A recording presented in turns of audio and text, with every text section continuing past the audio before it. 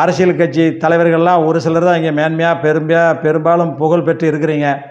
நீங்களெல்லாம் வெளியே வரும்போது பாதுகாப்பு முறைமைகளை கடைப்பிடிக்க வேண்டும், முக்கியம். ஏன்னா உங்களுடைய பவுன்சர் இருக்காங்க, உங்களுக்கு ஏகப்பட்ட பிரிவுகள் கொடுத்துருப்பாங்க பாதுகாப்பு. அவங்களெல்லாம் எப்போவுமே நம்பக்கூடாது.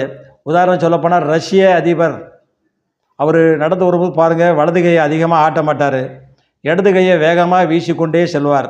வலது கையை ஏன் ஆட்டாமல் வருகிறார் என்பதை உற்று கவனித்தால் உங்களுக்கு புரியும். வலது பக்கத்தில் தான் அவர் துப்பாக்கி வைத்திருப்பார். ஒரு கன், எப்போதுமே ஒரு கன் இருக்கும், வெளியிலையும் ஒரு கன் இருக்கும், பாக்கெட்டில் கையில் ஒரு கன் இருக்கும். அது பிரச்சனை. அதே மாதிரி நீங்கள் உங்களை பாதுகாத்து கொள்வதற்காக தனிப்பட்ட முறையில் உங்களை நீங்கள் பாதுகாத்து கொண்டு தான் இந்த அரசியல் பிரச்சாரம் செய்யும் பொழுது எச்சரிக்கையாக இருக்க வேண்டும். உதாரணம் சொல்ல போனோம்னா, விஜய் கூட ஏர்போர்ட்டுக்கு வந்தார், ஒரு ரசிகர் வேகமாக போனார், உடனே பாதுகாப்பு காவலர் உடனே துப்பாக்கி தூக்கி தலையில் வச்சுட்டார். வச்சுட்டா சுட்டுருவார் அவர். சுடுறதுக்கெல்லாம் அனுமதி கிடையாது. ஆனால் உயிரை பாதுகாத்து கொள்வதற்காக சுடலாம்.